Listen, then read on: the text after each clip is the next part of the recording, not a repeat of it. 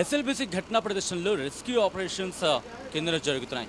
కానీ పైనుంచి కిందకి చేరుకునే సందర్భానికి సంబంధించి అంటే అడ్మిన్ బిల్డింగ్ నుంచి మొదలు పెట్టుకుంటే అడ్మిన్ బిల్డింగ్గా భావించుకుంటే అక్కడి నుంచి ఆర్టీవీ ప్రయాణం మొదలుపెట్టింది కిందకి, అంటే ఘటన జరిగిన ప్రదేశానికి చేరుకోవడానికి. ఒక్కసారి మాత్రం ఈ ప్రదేశానికి వెళ్ళే క్రమంలో ఎటువంటి ఇబ్బందులు ఉంటాయో మీకు చూపించే ప్రయత్నం చేయబోతుంది ఆర్టీవీ. ఎందుకంటే ఇక్కడ ప్రయాణం అంత ఈజీ ఏం కాదు. మరి ముఖ్యంగా రాత్రిపూట విజువల్స్ని కూడా మీ ముందుంచే ప్రయత్నం చేయబోతోంది. ఎందుకంటే ఇక్కడి నుంచి ప్రయాణం మొదలుపెట్టిన ఇదిగో ఇక్కడ చెక్ పోస్ట్ని ముందు దాటాల్సి ఉంటుంది. ఇక్కడ చెక్ పోస్ట్ దాటిన తర్వాత ఇక్కడి నుంచి ముందుకు వెళ్ళాల్సి ఉంటుంది. ఇక్కడి నుంచి ఇలా వెళుతున్న క్రమంలో దాదాపుగా 2 నుంచి 3 కిలోమీటర్లు ఉంటుంది. 2 నుంచి 3 కిలోమీటర్లు రోడ్డు ఉంది. కానీ పూర్తిగా నిష్ణాతులైన డ్రైవర్లు మాత్రమే ఈ రూట్ని హ్యాండిల్ చేయగలరు. ఎందుకంటారా? నా మాటల్లో కాదు, నేను మీకు విజువల్లో చూపించే ప్రయత్నం చేస్తాను. ఒకసారి మీరు చూసే ప్రయత్నం చేస్తే కనుక ఎటువంటి సినారియో ఉందో చూడండి. ఇక్కడి నుంచి నార్మల్గానే ఉంది, అలా వెళ్ళడం జరుగుతుంది. పూర్తిగా రిస్క్తో కూడుకున్న వ్యవహారం. ఎందుకంటే అక్కడికి టన్నెల్ చేరుకోవడానికి పూర్తిగా రిస్క్తో కూడుకున్న పననే చెప్పుకోవాలి. అయితే వెళ్ళే క్రమంలో కీలకమైన మలుపులన్నింటినీ కూడా టర్న్ చేసుకుంటూ దాటుకుంటూ వెళ్ళాలి.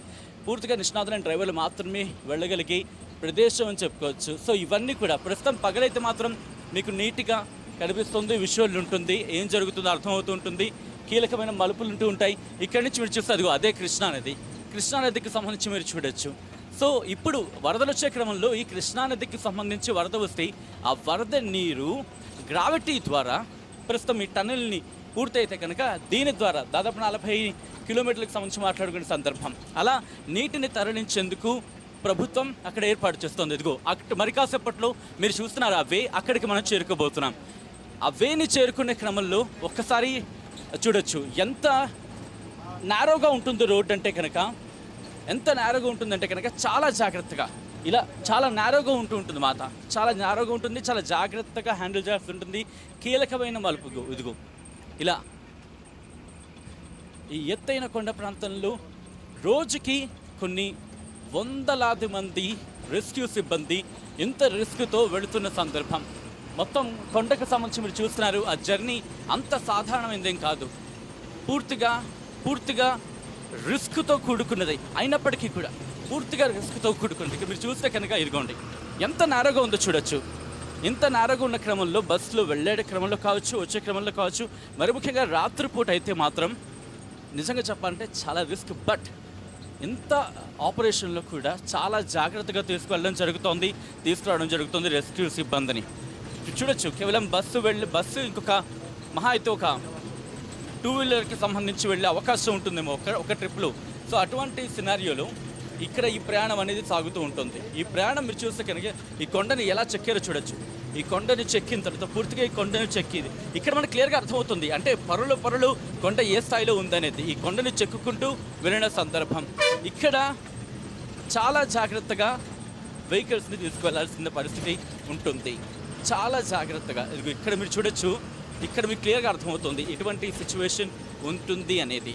అయితే ఆపరేషన్కి సంబంధించి ఒకటే చెప్పడం జరుగుతుంది, ఎంత రిస్క్ అయినా దాన్ని మేము మినిమైజ్ చేసుకుంటూ దాన్ని తగ్గించుకుంటూ అక్కడ మరి ముఖ్యంగా టన్నెల్ రెస్క్యూ ఆపరేషన్ కొనసాగించడం జరుగుతుందంటూ కూడా అక్కడ వాళ్ళు చెప్తున్నారు. సో ఈ ఇబ్బందులన్నీ దాటుకుంటూ దాదాపుగా పావు గంట సేపు ప్రయాణం చేయాల్సి ఉంటుంది పైనుంచి కిందకి. ఇదిగో ఇక్కడ మీరు చూడొచ్చు ఎటువంటి సినారియో ఉంది అనేది. మీకు ఇప్పుడు సిచ్యువేషన్ చూడొచ్చు. ఇలా అది కృష్ణానదికి సంబంధించి విజువల్స్ మీరు చూస్తున్నారు. అదిగో ఆ పాయింట్కి మనం చేరుకోబోతున్నాం. అక్కడ మీరు చూస్తే కనుక టన్నెల్ నుంచి బయటకు వచ్చే నీరు కూడా నేను మీకు చూపించబోతున్నాను. మరి కాసేపట్లో ఆర్టీవీ ఆ విజువల్స్లో చూపించబోతోంది.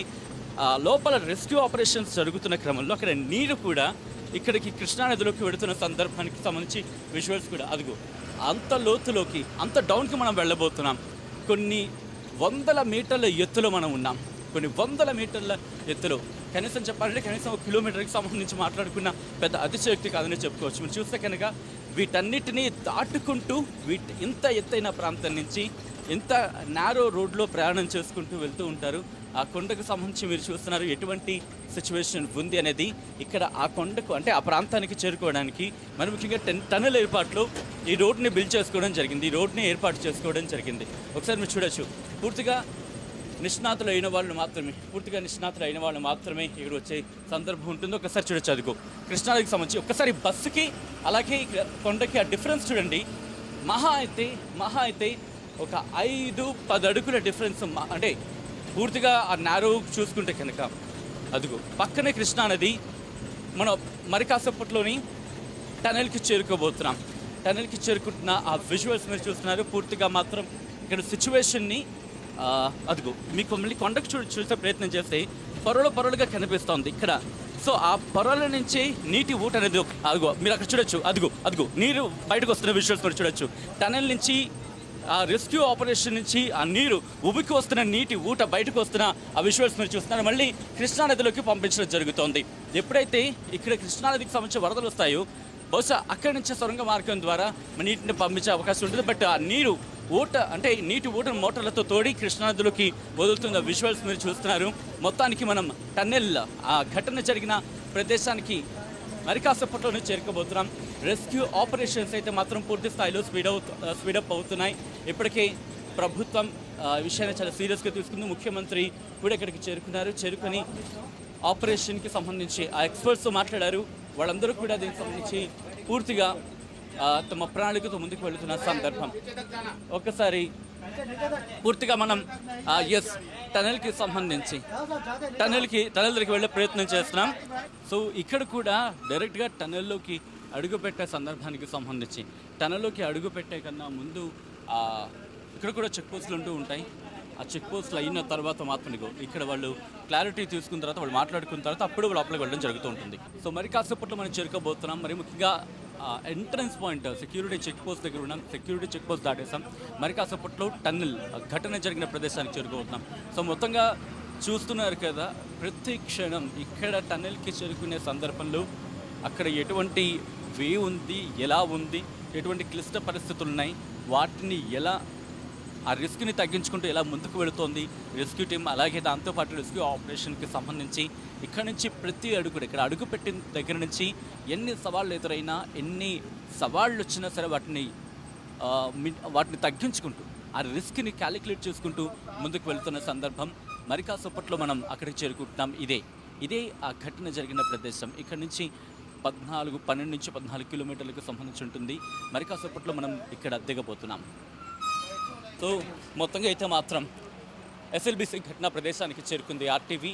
అక్కడి నుంచి మనం ప్రారంభిస్తే ఇక్కడికి చేరుకోవడానికి దాదాపుగా పావుగంట సేపు పట్టింది. వీడియో జర్నలిస్ట్ విజయ్తో సచిన్, ఆర్టీవీ ఎస్ఎల్బీసీ ఘటనా ప్రదేశం నుంచి.